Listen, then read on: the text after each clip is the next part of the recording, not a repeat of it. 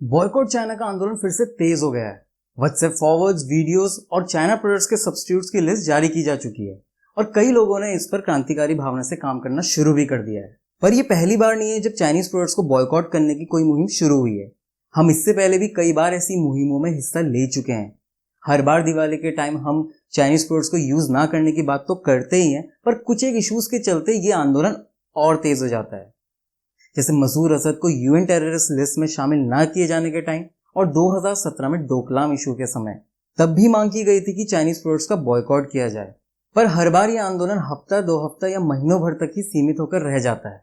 तो क्या वजह है कि हर बार फेल हो जाता है और इसकी स्केलेबिलिटी उतनी नहीं रहती जितनी हम इनिशियली उम्मीद करते हैं। जिस चाइनीज इकोनॉमी को 1-2 सालों में उसके सॉफ्टवेयर और हार्डवेयर बॉयकॉट करके नुकसान पहुंचाने की बात कर रहे हैं, क्या ये पॉसिबल भी है?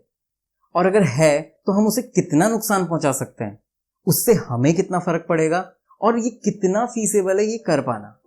नमस्कार दोस्तों, मेरा नाम है शुभम और आज के वीडियो में हम कुछ इन्हीं सवालों को समझने की कोशिश करेंगे। इन सब चीजों को समझने के लिए हमें थोड़ा सा पीछे जाना होगा। जैसा कि आपको पता ही है कि चाइना की इकोनॉमी किसी भी मेजर कंट्री से जल्दी और ज्यादा ग्रो करी है। अब ये मेजर एक्सपोर्टर है मैन्युफैक्चरिंग का ऑल ओवर द वर्ल्ड में। इसकी नींव रखी 1978 में पीपल्स रिपब्लिक ऑफ चाइना के नए लीडर डेन जियांगपेंग ने। जैसे कि आपको पता ही है कि चाइना एक कम्युनिस्ट सोच वाली कंट्री है, पर डेन जियांगपेंग ने इकोनॉमी पॉलिसीज को कम्युनिज्म से हटाकर कैपिटलिज्म पर शिफ्ट करी। उन्होंने प्राइवेट कंपनीज अलाउ की, अपने लोगों को कंपनीज बनाने में मदद करी, उन्हें कई प्रकार के रिलैक्सेशन दिए, इंफ्रास्ट्रक्चर बिल्ड किया, इकोनॉमिक जोन्स बनाए, पोर्ट्स एंड फैक्ट्रीज बनाई गई और फॉरेन कंपनीज को इन्वेस्ट करने के लिए वेलकम किया गया। इसने फॉरेन कंपनीज को भी बहुत अट्रैक्ट किया क्योंकि उन्हें टैक्स रिलैक्सेशन और इंसेंटिव्स दिए गए। एक्सपोर्ट पर कोई ड्यूटी नहीं थी और सबसे बड़ी बात, लेबर कॉस्ट कम होने की वजह से उनकी मैन्युफैक्चरिंग सस्ती हो गई। 1980 में ही करीब 500 कंपनीज ने अपने प्रोडक्ट्स की मैन्युफैक्चरिंग चाइना में स्टार्ट कर दी। इसका सबसे बड़ा रीजन था वहां वर्कर्स का एक्सट्रीमली लो वेजेस। उसने इन सब टैक्स रिलैक्सेशंस के अलावा कंपनीज को कई और छूट दी हुई थी। जैसे वहां वर्किंग आवर्स को लेकर कोई ऐसी सख्त नियम पॉलिसीज नहीं थी, कोई लेबर लॉ नाम की चीज नहीं थी। लोग महीने के 28 दिन काम कर रहे हैं, दिन में 16-16 घंटे काम कर रहे हैं और सरकार की तरफ से ऐसा कोई रूल फिक्स नहीं था कि उन्हें कितने वेजेस मिलने चाहिए। सो ये सब कंपनीज के ऊपर था उनके कंफर्ट के हिसाब से। धीरे धीरे चाइना 2010 तक दुनिया भर के प्रोडक्ट्स का 1/3 हिस्सा मैन्युफैक्चर करने लग गया। आपको हैरानी होगी ये बात जानकर कि भारत चाइना के टोटल एक्सपोर्ट का बस 2.5 से 3% एक्सपोर्ट ही शेयर करता है। तो हमारा उनके प्रोडक्ट्स बॉयकॉट करने से उन्हें कितना नुकसान होगा, ये सोचने वाली बात होगी। 1990 में जहां एवरेज चाइनीज वर्कर का ईयरली वेज $150 था, 2005 में बढ़कर $2800, 2015 में $8900 और आज के टाइम में ये $13500 है। ये एक बहुत बड़ा इंक्रीज है, जहां पिछले 30 सालों में चाइनीज वर्कर का एवरेज इंक्रीमेंट 8500% हुआ है। चाइना के साथ साथ वहां के लोग भी वेल्दी होते जा रहे हैं। चाइना ने 2018-19 में करीब $2.5 ट्रिलियन का सामान एक्सपोर्ट किया है, जो कि वर्ल्ड के टोटल एक्सपोर्ट का 13% है। इसका सबसे बड़ा ट्रेडिंग पार्टनर यूएसए है, जो कि चाइना के टोटल एक्सपोर्ट का लगभग 17% इंपोर्ट करता है, जो कि लगभग $419 बिलियन है। और वहीं इंडिया का चाइना से इंपोर्ट $75 बिलियन के अराउंड है। ये कई बड़े देश जैसे यूएसए, यूके, इंडिया से ट्रेड सरप्लस में भी है, जिसका मतलब है इसने इन देशों से इंपोर्ट कम और एक्सपोर्ट ज्यादा किया है। चाइना का एक इकोनॉमिक जोन है शेनज़ेन, जिसे मैं यहाँ पर मेंशन करना चाहूंगा, जो कि चाइना के गुआंगडाओ प्रोविंस में है। इसका चाइना की इकोनॉमी को बूस्ट करने में अपना बहुत योगदान रहा है। करीब 90% of all the electronics products या उसके पार्ट्स इसी जगह बनते हैं। Sony, Apple, Samsung, Microsoft, Canon जैसी बड़ी कंपनीज अपने सारे प्रोडक्ट्स यही मैन्युफैक्चर करते हैं। यूएसए के अलावा बड़ी इलेक्ट्रॉनिक्स प्रोडक्ट बनाने वाली कंट्रीज जैसे जापान, ताइवान, साउथ कोरिया भी अपने प्रोडक्ट्स या फिर कंपोनेंट्स के लिए शेनज़ेन पर ही डिपेंडेंट है। तो वीडियो के शुरू में मैंने एक सवाल पूछा था कि चाइना बॉयकॉट आंदोलन हमेशा फेल क्यों हो जाता है। इसका जवाब यही है, सारी दुनिया electronics products, parts and components के लिए चाइना पर ही डिपेंडेंट है, even India.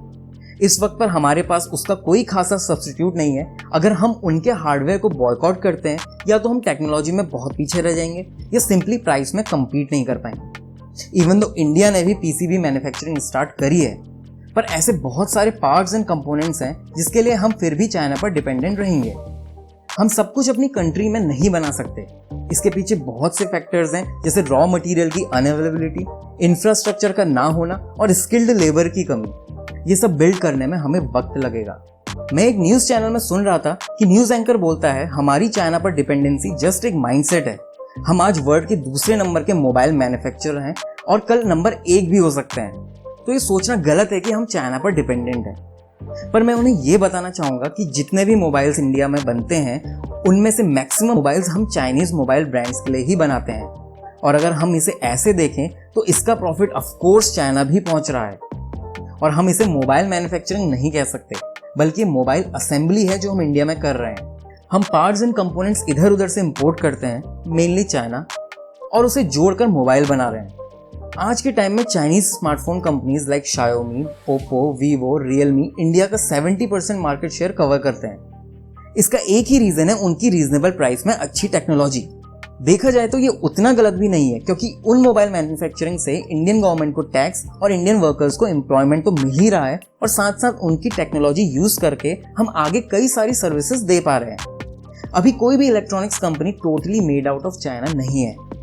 Even Indian company Micromax, जिसके 2014 में 19% मार्केट शेयर था, जस्ट बिकॉज उस समय उतनी चाइनीज कंपनीज इंडिया में अवेलेबल नहीं थी, उन्होंने पार्ट्स एंड कंपोनेंट्स चाइना से मंगवाए, असेंबल किए और मोबाइल बना दिए। और कई केसेस में सीधे सीधे किसी चाइनीज कंपनी के मोबाइल की फुल कॉपी करके अपनी ब्रांडिंग देके मोबाइल लॉन्च कर दिए। पर लॉन्ग रन में ये चीज नहीं चल पाई, और जिन चाइनीज कंपनीज को कॉपी करके माइक्रोमैक्स इतना ऊपर पहुंचा था, उन कंपनीज के प्रोडक्ट्स इंडिया में लॉन्च होते ही आज उसका मार्केट शेयर 90% नीचे गिर गया। इसका मेन रीजन था माइक्रोमैक्स का R&D में जीरो इन्वेस्टमेंट। इस चाइना बॉयकॉट मुहिम को हमें एक अपॉर्चुनिटी की तरह देखना चाहिए, जहां इंडियन मोबाइल मैन्युफैक्चरर्स को भी कोशिश करनी चाहिए कि प्रोडक्ट्स के लिए R&D में इन्वेस्ट किया जाए, इनोवेटिव आइडियाज लाए जाए। सिंपली जस्ट चाइनीज प्रोडक्ट्स को इग्नोर ना करके उनसे कम्पीट करना चाहिए और प्रोडक्ट्स बनाने चाहिए जो उनसे बेटर हो। मेरी नज़र में आम लोग इसमें ज़्यादा कुछ नहीं कर सकते। हाँ, हमारे हाथ में है चाइनीज सॉफ्टवेयर यूज ना करना। इससे उनकी प्रॉफिट मेकिंग कुछ हद तक कम तो होगी ही, पर उससे कहीं ज़्यादा बड़ा इशू है प्राइवेसी और पर्सनल इन्फॉर्मेशन का, जिस पर मैंने थोड़ी सी बात अपने पिछले वीडियो में भी करी थी। इसमें मेन भूमिका रहेगी ट्रेडर्स और कंपनी ओनर्स की, जो चाइना प्रोडक्ट्स भारी मात्रा में इंपोर्ट करते हैं। सिर्फ टेलीकॉम सेक्टर में ही नहीं, बल्कि दूसरे सेक्टर्स में भी, जैसे fertilisers, machinery equipments, furnitures, toy, solar panels. ये सब अगर इंडियन मार्केट में सिर्फ चाइना से ही आएगा तो हमें भी मार्केट में वही प्रोडक्ट्स देखने को मिलेंगे, और उन प्रोडक्ट्स को हम छोटे छोटे वेंडर से ना खरीद कर हम एक तरह से अपना और अपने ही लोगों का नुकसान कर रहे हैं। इसमें गवर्नमेंट का भी खासा रोल रहेगा इंडिया को मैन्युफैक्चरिंग हब बनाने के लिए। उन्हें इंफ्रास्ट्रक्चर बिल्ड करना होगा ताकि हमें अपनी जरूरतों के लिए दूसरे देशों पर कम निर्भर रहना पड़े। स्किल डेवलपमेंट करवाना होगा और एजुकेशन की तरफ खासा ध्यान देना होगा। चाइना की पॉपुलेशन ज्यादा होने के बावजूद वहां लिटरेसी रेट 96.36% है, जबकि इंडिया में ये सिर्फ 74.37% ही है। और हमें ये करना होगा कि इसे सिर्फ महीना 2 महीना चलने वाला कोई ट्रेंडिंग टॉपिक नहीं, बल्कि इसे एक इकोनॉमी चेंजिंग मूवमेंट की तरह लेके चलना होगा, क्योंकि इस मूवमेंट का सीधा असर पड़ता है उन हिडन चाइनीज इन्वेस्टमेंट्स पर जिसकी कोई ज्यादा बात नहीं करता। चाइना का इंडियन स्टार्टअप में इन्वेस्टमेंट। मैंने जैसा पिछले वीडियो में भी बताया था कि एक अकेली चाइनीज कंपनी का कैसे इंडिया की 15 स्टार्टअप कंपनीज में इन्वेस्टमेंट है, इंक्लूडिंग यूनिकॉर्न कंपनीज। और अगर बात की जाए टोटल चाइनीज इन्वेस्टमेंट की, तो चाइना ने टोटल $4 बिलियन का इन्वेस्टमेंट किया हुआ है इंडियन स्टार्टअप्स में। और इंडिया की टोटल 30 यूनिकॉर्न कंपनीज में से 18 कंपनीज में चाइनीज कंपनी का इन्वेस्टमेंट है।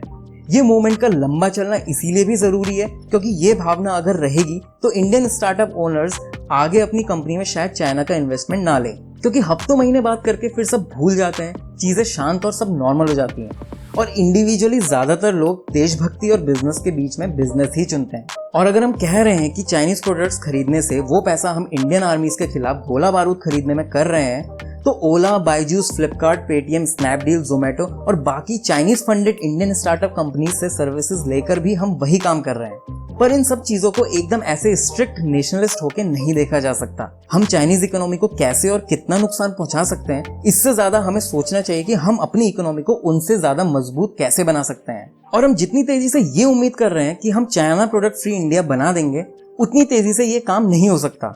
इसके लिए हमें पेशेंस रखना होगा और कंसिस्टेंसी चाहिए होगी इस मूवमेंट को लंबे समय तक बरकरार रखने में। ये हो सकता है 5 साल, 10 साल या उससे ज्यादा भी ले ले, पर हमें हार नहीं माननी है। चाइना को ये सब बिल्ड करने में 40 साल लगे हैं, तो हमें भी कुछ समय तो जरूर लगेगा इस मुकाम पर पहुंचने में। और यहाँ पहुंचा जा सकता है चीजों को लोगों को सही तरह से बताकर, उन्हें सारे पहलुओं से रूबरू करवाकर। ये एक क्रिटिकल टॉपिक है और हमें चाहिए कि हम इसे सिर्फ वाहवाही के लिए नेशनलिस्ट पॉइंट ऑफ व्यू से बना के जनता को गुमराह और कंफ्यूज ना करें। उन्हें ग्राउंड रियलिटी को बताना चाहिए, क्योंकि जब तक सारे पहलुओं को देख के हम रूट कॉज को समझेंगे तभी शायद उसका कोई पक्का सॉल्यूशन निकाल पाएंगे। आपके इस बारे में क्या सोच है मुझे कमेंट सेक्शन में बताइए। वीडियो अगर इन्फॉर्मेटिव लगा हो तो लाइक कीजिएगा, अगर किन्हीं बातों से असहमत हो तो डिसलाइक कीजिएगा। चैनल को सब्सक्राइब किए बिना और बेल आइकन दबाए बिना मत जाइएगा।